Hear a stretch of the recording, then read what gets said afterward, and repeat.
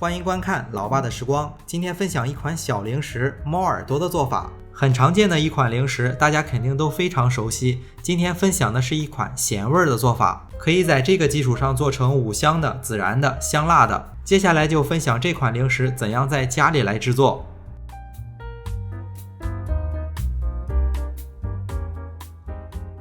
首先来准备材料，特别简单，200克的中筋面粉，面粉里加入2克的食用盐，接着加入2勺，大概有10克的玉米油，接着就取来水，把材料和成一个面团，水的分量大概是80克左右。和面的时候，水少量多次的加入，把面团和成一个不沾手不沾面盆的面团。和的这个面团不要太软，太软不易于后期的操作。可以把面团稍微和得硬一点，松弛一会儿，面团就会变软。这一步很简单，把和好的面团放在一个碗里面，盖上保鲜膜或者是一张打湿的笼布，放在一旁松弛大概30分钟。接下来还要再和一个面团，猫耳朵里面的颜色是红白相间的，接下来就准备一个红色的面团，同样是准备200克的中筋面粉，面粉中同样是加入2勺，大概10克的玉米油。面粉里面不加入盐了，加入10克的南乳，南乳在我们这边也叫豆腐乳，咸咸的，用南乳来调节这个面团的咸度和它的颜色。豆腐乳也能做糕点，做出来的糕点也特别的好吃。之前分享过一款南乳的鲍鱼酥，大家可以尝试一下。加入了南乳，水的分量相应会减少，水的分量大概是60克左右。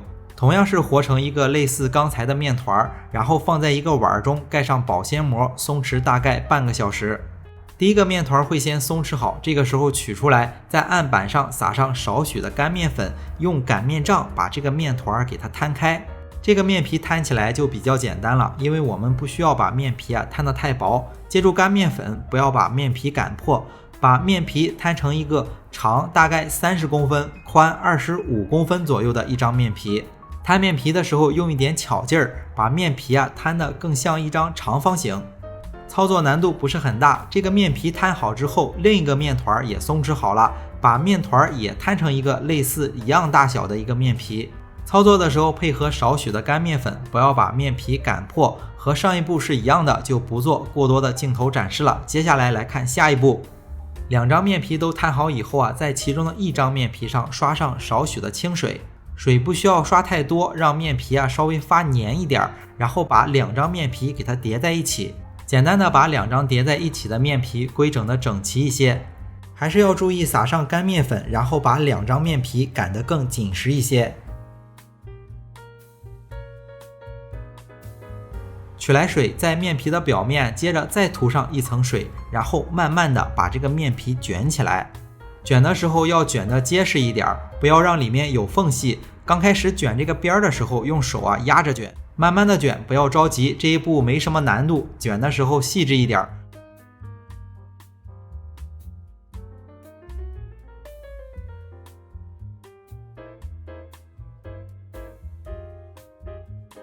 卷好之后，用手揉长一点，让面皮粘得更紧实一些。如果想吃大片的猫耳朵，这里就揉得稍微粗一点，反之就揉得稍微细一点。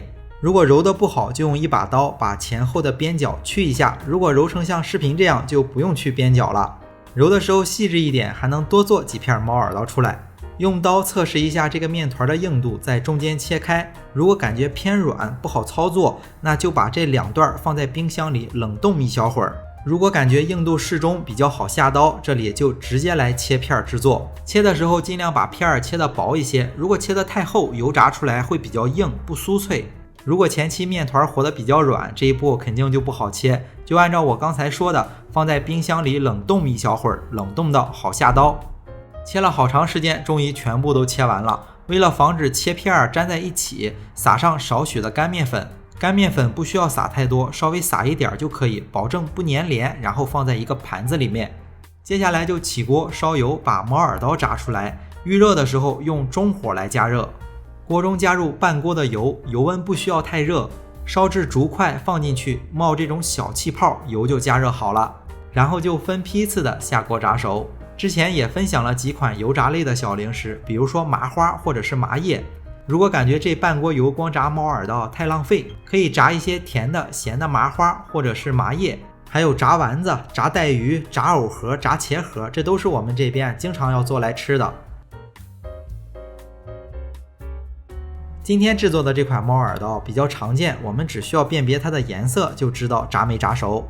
炸至到白面皮微微发黄，红面皮呈深褐色，这样就炸熟了。炸的时候用罩里辅助一下，炸好捞出，把油控干净，放在一个盆子里。